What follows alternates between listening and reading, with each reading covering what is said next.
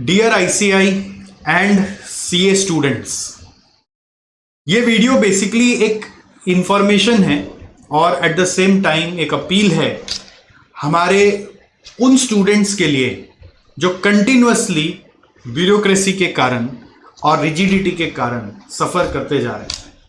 मैं चाहता हूं इस वीडियो को वो हर जन देखे जो सीए एग्जाम पास कर चुका है या सीए से जुड़ा हुआ है।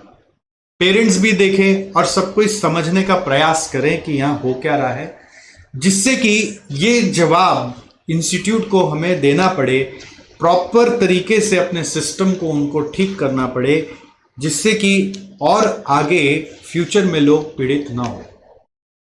ऑलरेडी काफी सारे इंडिया लेवल के बड़े बड़े टीचर्सों ने इस मुहिम को स्टार्ट किया है, तो मुझे भी अपनी रिस्पॉन्सिबिलिटी महसूस होती है कि मैं भी अपने व्यू पॉइंट्स आपके साथ शेयर करूं और कोशिश करूं कि ये बात कहीं प्रॉपर डॉक्यूमेंट होकर आपके सही अथॉरिटीज तक पहुंचाऊं। एक बच्चा जब सीए कर रहा होता है ना, तो वो जिंदगी में जितने पढ़ाई के ऑप्शंस होते हैं ना, वो सबको हो चुका ही होता है। सीए एक ऐसी जर्नी होती है जो उसके हाथों से काफी सारे ऑप्शंस खींच ही लेती है, और फिर मिसमैनेजमेंट के कारण या फिर कॉपी चेकिंग पैटर्न के कारण या बेसिक इश्यूज के कारण जो एग्जामिनर्स फॉलो नहीं कर रहे अभी भी, उसके कारण जब बच्चे को टर्म रिपीट करना पड़ता है तो उनके एज की क्राइसिस हो रही है, एक तो जॉब की क्राइसिस हो रही है, एक फाइनेंशियल क्राइसिस हो रही है, फिर टर्म रिपीट करना पड़ रहा है because of no reason, because of reasons like decimals, because of reason like you have not copy pasted the answers that they have written in their institute module, because of the reasons like एक ऐसा question उन्होंने बना दिया जिसका answer कहीं है नहीं, और उसने जो आंसर इंस्टीट्यूट सजेस्टेड में सोचा वही आंसर किसी ने लिखा तो मार्क्स मिलेगा, कोई और कुछ लिखा तो मार्क्स नहीं मिलेगा। ऐसा अन्याय क्यों? क्या बच्चे टर्म पे टर्म ही देते रहेंगे? आप उनको लॉजिकली टेस्ट कर लीजिए ना, और लॉजिकली टेस्ट कर रहे हैं तो आप क्यों ना उनको ठीक से इवैल्यूएट कर रहे हैं? क्यों उसके सोच की वैल्यू नहीं है? क्यों सिर्फ जो छपा हुआ है उसी से मिलाने का वैल्यू है?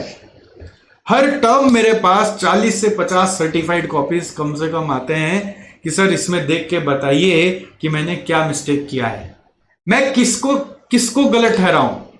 किसी स्टूडेंट को आप सोचिए, अभी मई 22 में SCMP का एक क्वेश्चन आया था, three performance measure of throughput accounting बताना था, तो उसका एकदम लॉजिकल जवाब है थ्रूपुट, ऑपरेटिंग एक्सपेंस और इन्वेस्टमेंट बताना था।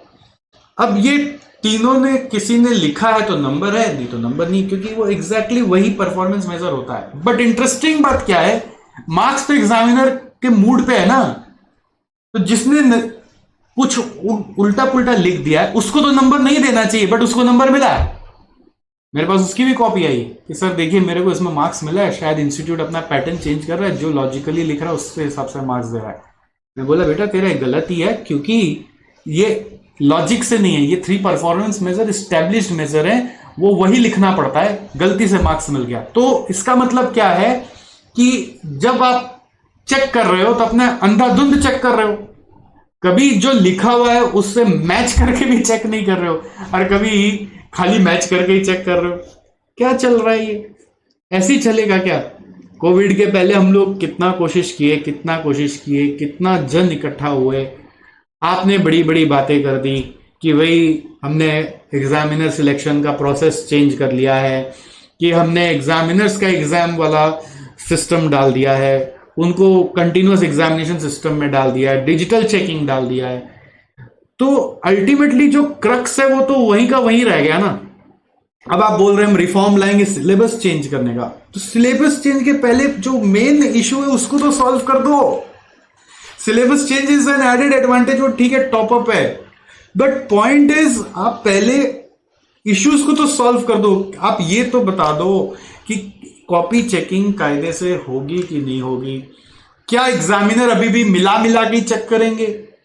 आप एग्जामिनर्स में सिर्फ प्रैक्टिसिंग लोगों को लेंगे, आप सिर्फ उनको लेंगे जिनको सब्जेक्ट का कोई ज्ञान नहीं है, सब्जेक्ट का इनडेप्थ नॉलेज नहीं है। वो एग्जाम आपका भले ही है जिससे पास करके आप असेस करेंगे उनको एग्जामिनेशन देना है कि नहीं देना है, लेकिन पॉइंट ये है कि वो क्या अपने फुल इंटेग्रिटी के साथ, पॉइंट ये है कि क्या वो फुल नॉलेज के साथ कॉपी को चेक कर रहे हैं कि नहीं कर रहे हैं। दिस इज द क्वेश्चन ना। जो इंसान सब्जेक्ट्स के साथ समय बिता रहा है, जिंदगी बिता रहा है, आप उनको इन्वॉल्व नहीं करेंगे। चलो वेस्टेड इंटरेस्ट है, कॉन्फ्लिक्ट ऑफ इंटरेस्ट है, ओके, बट आप ऐसे इंसान को तो मत लीजिए जो सब्जेक्ट के साथ बिल्कुल भी समय नहीं बिता रहा है, जस्ट एक टेस्ट दिया एग्जामिनर बन गया। ऐसे कैसे हो सकता है? हर कॉपी को क्या हम डुअल चेक नहीं करा सकते हैं? क्या हेड एग्जामिनर की जिम्मेदारी नहीं बनती है कि वो कॉपी को फिर जांचे? या एग्जामिनर्स को एक कहीं इकट्ठा बैठाकर एक ट्रेनिंग नहीं दी जा सकती है कि इसके कितने वेरिएशन ऑफ आंसर्स हो सकते हैं, कि किस तरह से कॉपी चेक करने का एक स्टैंडर्ड बनाया जाए? आफ्टर ऑल वो भी बच्चे आप ही के निकल के आते हैं। अभी हाल में एक बात हो रही थी कि एक एग्जामिनर है, वो अपने तरीके से कॉपी चेक कर रहा है और उन्हीं का बच्चा फेल हो रहा है। क्यों फेल हो रहा है? क्योंकि कहीं ना कहीं लॉ ऑफ यूनिवर्स तो अट्रैक्ट कर ही रहा है ना भाई। आप किसी के साथ गलत करो तो वो आपके साथ भी कहीं ना कुछ गलत कर ही रहा है। जो डिजर्विंग है वो पास नहीं होगा तो जिंदगी में करेगा क्या? उसके तो ऑप्शंस कटते जा रहे हैं जैसे जैसे वो आगे बढ़ते जा रहा है। और सिर्फ ये प्रॉब्लम है सिस्टम को अपग्रेड ना करने की। सिस्टम अपग्रेडेशन मतलब डिजिटल चेकिंग नहीं हुआ। सिस्टम अपग्रेडेशन मतलब रूट में जाके एग्जामिनर्स के साथ बैठ के ट्रेनिंग देकर, रेगुलर इंटरेक्शंस करके, एक एक क्वेश्चन पे मल्टीपल डिस्कशंस करके आप उसको क्यों नहीं सिस्टमेटाइज कर लेते हैं? ये कब तक चलेगा? This is the question and this is the moment of heat now. We have to take it forward. There is no way out. We have to take it forward and we have to consider it very seriously this time, because this is going to cost a lot of us in future. In future, if you are thinking of bringing more case study questions, then what do you expect? Everything should match as per the suggested answer. How is it possible if it is case study? SCMP में कम हालत खराब हो रखी है क्या भाई? आपके मन में आया एक क्वेश्चन बना दिया भी कि भाई मोबाइल फोन ऑफिस में देना है कि नहीं देना है। अब उसमें बच्चा जो लिख रहा है उसकी कोई वैल्यू ही नहीं है, उसमें मार्क्स कहां से मिलेगा उसको?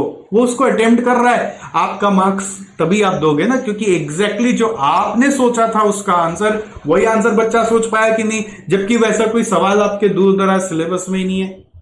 तो ऐसा कहां का न्याय है? फिर आप बोलते हैं हम तो इसलिए ग्रेस मार्क दे देते हैं। कोई ऐसे फ्री का मार्क्स मत दीजिए। आप क्यों देते हैं ग्रेस मार्क्स? आप मेहनत का मार्क्स दीजिए सिर्फ, बट कायदे से दीजिए, एक सिस्टम से दीजिए। पता तो हो कि ये लिखने से मार्क्स मिलेगा, ये लिखने से नहीं मिलेगा। आप बोलते हैं हम एग्जामिनर्स कमेंट्स दे तो देते हैं ना लास्ट में, एग्जामिनर्स कमेंट तो आता ही जर्नल में, आप उसको पढ़ लीजिए। बट वो एग्जामिनर कमेंट क्या काम का? जो खाली ये बताता है बच्चे ये नहीं कर पाए, वो नहीं कर पाए, मैं इसको डीप में पढ़ना था, उसको डीप में पढ़ना था, हर बार एक ही कॉपी पेस्ट। कोई सिस्टमैटिकली आप क्वेश्चन वाइज आंसर कैसा होना चाहिए था और क्या आ रहा है, क्या चीज पे आप मार्क्स दे रहे हैं, आप वो बताएंगे नहीं। आप मार्किंग पैटर्न डिस्क्लोज नहीं करेंगे क्योंकि वही तो लूप होल है। तो फिर ऐसा ही सिस्टम चलाना है तो भाई कोई बच्चा क्यों सीए करेगा? This is the question. ऐसे ही उसकी जिंदगी के ऑप्शंस कम होते जा रहे हैं और आप बोल रहे हैं जाओ हम चेक भी ऐसे ही करेंगे, हम सिलेबस बदल देंगे, पेपर पैटर्न बदल देंगे, बट कोर चीज जहां पे इश्यू है उसको नहीं बदलेंगे। ऐसा कैसे होगा? सो प्लीज डियर स्टूडेंट्स, आप इस बात को दबने मत दीजिए। इनफैक्ट जिनका सामने एग्जाम है उन बच्चों को मैं कहूंगा कि आप प्लीज दूर रहिए, आप इस मैटर में मत उलझिए, बाकी चलने दीजिए। जब आपका एग्जाम हो जाए, आप फ्री हो जाए, फिर आप इसमें इन्वॉल्व हो जाएगा। अभी मत होइए, अभी सामने एग्जाम है, आप अपना एग्जाम की तैयारी करें। और बाकी लोग जो थोड़ा सा रिलैक्स्ड हैं, जिनका समय हाथ में, कृपया आप इसको जुड़िए और थोड़ा सा और आगे तक लेके जाइए बात को। अब शायद ये जब सब एक बहाव आता है ना तो सब आंसरेबल हो जाते हैं अपने आप, अकाउंटेबिलिटी बढ़ जाती है चीजों की। तो institute will be bound to answer this time, okay, and we are all there, don't worry about this, and we will try to reach the best authorities in institute with whatever possible way. All right, so please carry on and we will be in touch.